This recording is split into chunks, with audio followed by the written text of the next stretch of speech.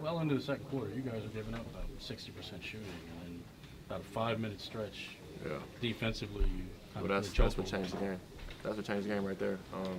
Our ability to get stops in that condensed period of time, and obviously offensively we're still pretty effective. So we opened it up to like a 15-point lead or something like that in that short window, and we're able to kind of sustain that and just keep that gap to the end. And there was no tactical changes in it defensively, which overdrove. No, not really.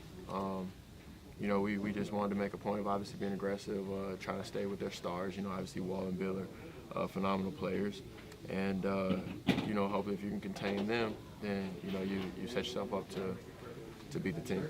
Anybody make their feelings known in a huddle or something, or during a timeout, or defense About defense? Yeah. Oh, I mean, we've got great leaders in DC, Ed, JD, constantly talking to us, tell us what we need, maybe 3 stops in a row, or time and score, no 3 defense, you know what I'm saying? Like when it's like 2 minutes left, you're up 15, it's like, all right, only thing that's going to hurt you is the 3.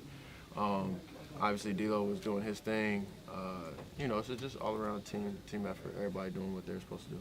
Kenny talked a little bit about tweaking the rotation, splitting you and D'Lo quite a bit, using you together, but also keeping you apart quite a bit.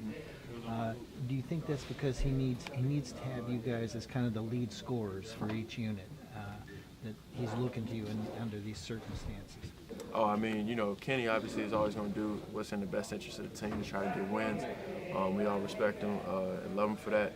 And so him doing that, obviously there's a method to his madness, and is to try to help us win games, and we won tonight. So let's keep it rolling. And do you look at the situation with Karis? How important was it to start to move on from the injury and to prove you can win without him? Oh yeah, of course. I mean, anytime you lose, arguably your best player, it's going to be somewhat of a letdown. We have a lot of talent in this locker room, and we have to continue to go forward. I mean, the season doesn't stop because he got hurt. That's our brother. We hurt for him. We hurt with him. We can't wait till he's back this year. But obviously, we're going to have to keep playing until he does get back. What was the key for you in that third quarter? You were up 2 at halftime, and then especially stopping them from hitting 3-pointers. I mean, you guys did a good job defensively. Just a defensive tone, intensity, and also paying attention to the game plan. Obviously, like I said, trying to limit their stars because, they're great players, them including Dwight Howard. I mean, we know Dwight still had a pretty monster game, but, held the other 2 in relative check, and, we're able to create that space to get the win. Both you and DAngelo had pretty efficient nights offensively. Was there anything they were doing defensively that you guys were able to attack? What were they showing you that allowed you guys to exploit them in that fashion? I mean, I think with the way they were playing pick and roll defense, it actually opened up the lob to Jared Allen a lot, and his dynamic rolling helped our team. And then when they're pulling in, we were able to kind of get it to the weak side a little bit and spread them out and move them around.